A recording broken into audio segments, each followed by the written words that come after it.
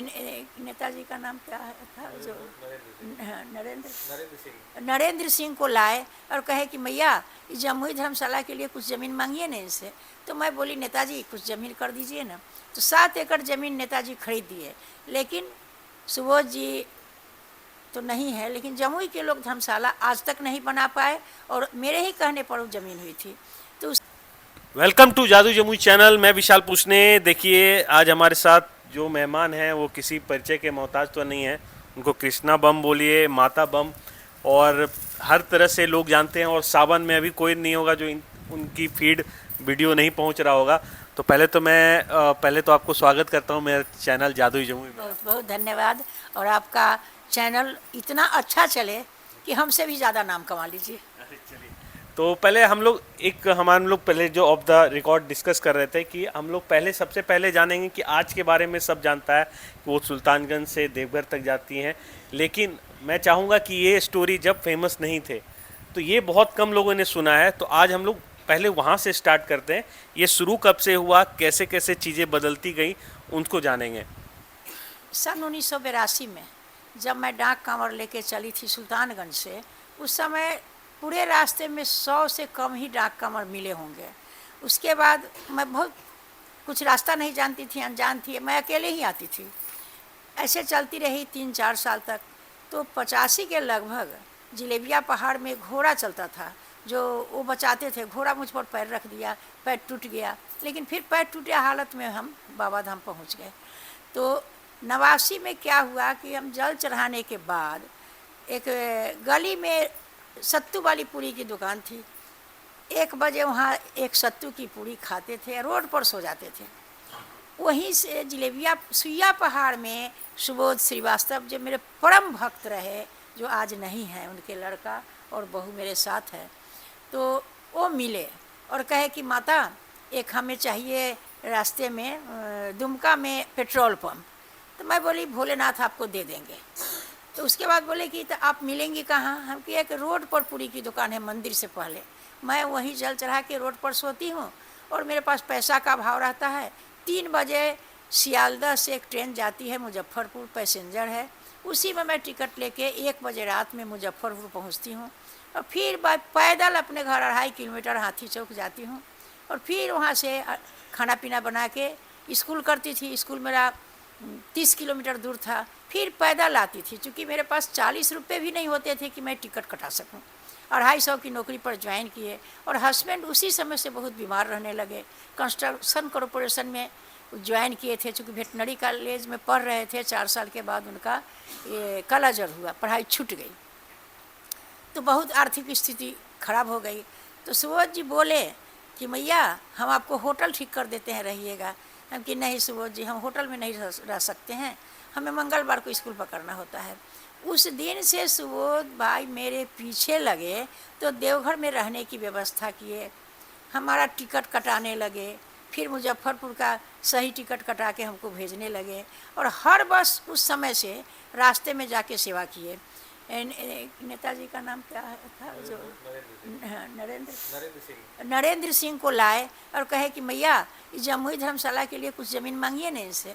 तो मैं बोली नेताजी कुछ ज़मीन कर दीजिए ना। तो 7 एकड़ ज़मीन नेताजी खरीद दिए, लेकिन सुबोध जी तो नहीं है, लेकिन जमुई के लोग धर्मशाला आज तक नहीं बना पाए और मेरे ही कहने पर वो ज़मीन हुई थी।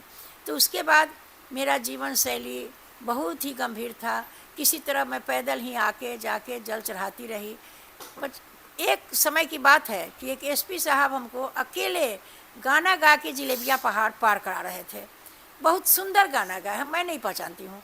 बोले मैया हमको लड़का नहीं है, बाबा से मांग के दीजिए ना।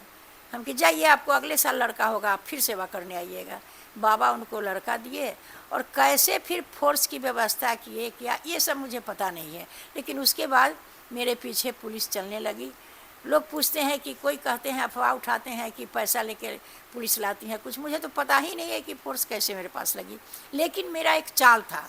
जब मैं चलती थी सुल्तानगंज से, तो उस समय मेरे दाहिने बाएं साइड में भोले बाबा चलते थे और एक हमको अलौकिक ज्ञान होता था, शक्ति मिलती थी कि मैं तो अकेले घर से आई हूँ बाबा, हस्बैंड नाराज़ है कि रास्ता में क्या होगा। अकेले फिर घर जाना है। तो उस समय जो मिलता था वो अलौकिक शक्ति, वो मुझे दिखाई देता था। आज भी वह शक्ति है, लेकिन अप्रत्यक्ष रूप में है। वह शक्ति देवघर तक मुझे हर सोमवार को, शनिवार को मुजफ्फरपुर से चलती थी और रविवार को जल उठा के, सोमवार के चढ़ा के फिर वापस मुजफ्फरपुर। वो मेरा बहुत ही दुखद समय था। और बाबा कैसे मेरी आर्थिक तंगी सुधारे, सब बीमारी दूर किए, सब बच्चे को नौकरी दिए। आज भी कुछ न कुछ बीमारी होते रहती है, लेकिन ऐन मौका पर मेरे बाबा आते हैं। इस समय भी मैं आने वाली नहीं थी, मैं परनाती को पाल रही हूँ, वो बीमार हो गया है कुछ अजीब तरह से। तो मैं बोली कि बाबा इसको ठीक कीजिए, नहीं तो मैं आकर के आपके दरवाजे पर हत्या दूंगी। अचानक प्रेरणा 8 दिन पहले मिली कि चलो डॉक्टर, और अभी मैं अचानक आई हूँ, वहाँ से जल उठाई हूँ। और बाबा दोनों घुटना टूट चुका है, एक का लिगामेंट, एक का पटीला।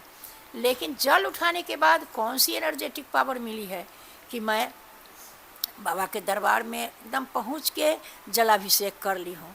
तो पहला जीवन तो मेरा बहुत ही कष्टप्रद रहा, लेकिन जो बाबा शिव की भक्ति में लग जाता है ना, जो एकदम अपने दिल से और शरीर के तप से, मन के तप से, उसको शिव जी एक एक चीज़ ऐसा पूरा करते हैं कि पूरा होने के समय पता नहीं चलता है कि कैसे पूरा हो गया। और वैसे ही मेरे जीवन में हर चीज़ पूरा हो गया। आज बाबा से एक चीज़ मैं मांगी थी कि हे भोलेनाथ, आप अपने परिवार को, इतना बड़ा फैमिली है आपका, कीट पतंग से लेके जीव जंतु, तो सबको साथ रखते हैं, भोजन कराते हैं।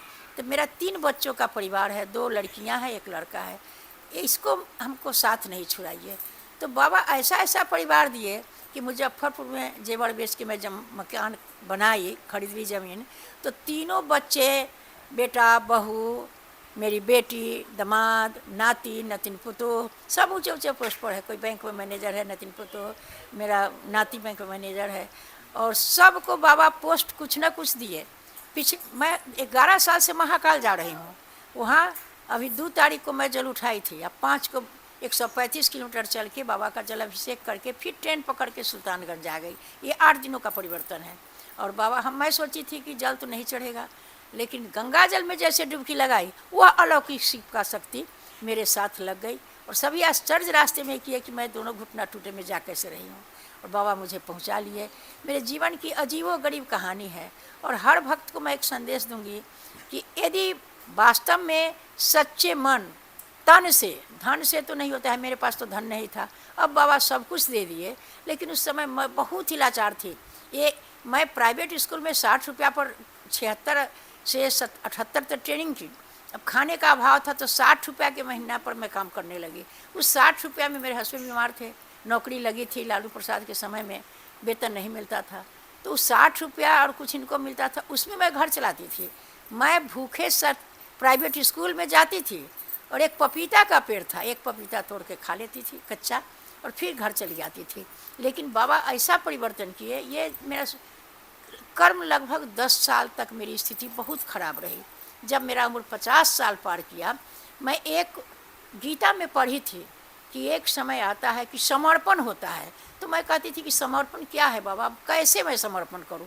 तो समर्पण का दिन आ गया। उसके बाद मेरा मन बदल गया और कोई चीज़ से लगाव नहीं है, न ये बेटा है, न ये हस्बैंड है, सब एक समान है। पूरा समाज, देश, हर लोग मेरे लिए लगते हैं कि सब मेरे अपने हैं। तो ये तो आपका पूरे जर्नी हमने समझा। अब जमुई से भी देख रहे हैं आपको काफ़ी लगाव है। जमुई से इसलिए लगाव है कि जब से सुबोध जी मिले, बहुत मान सम्मान से सोमवार का जलाभिषेक करने के बाद गाड़ी में बैठाते रहे और हमें ले आए यहाँ। और उसके बाद जब वो चले गए तो मैं सोची कि अब तो जमुई नहीं जा सकती हूँ, लेकिन उनका लड़का सुक्कू फिर कैसे और बहू, यही खोज के फिर मुझे लाई। और इतना लगाव है कि बिना जमुई आए मैं जा नहीं सकती हूँ। 30-35 साल से ही चल रहा है, आज से नहीं चल रहा है।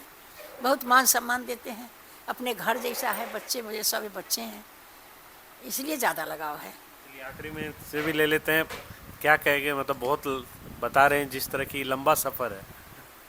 बस प्रयास यही करते हैं, माँ का आशीर्वाद हम लोग के ऊपर रहे, भगवान का आशीर्वाद रहे, ठीक है। और जब तक हम लोगों में सांस रहे, ठीक है, जो मेरे पिता करते रहे हैं, ठीक है, माँ के लिए जो सेवा की है, उतना करने लायक भी कम से कम सांस रहे और उतना करते रहें।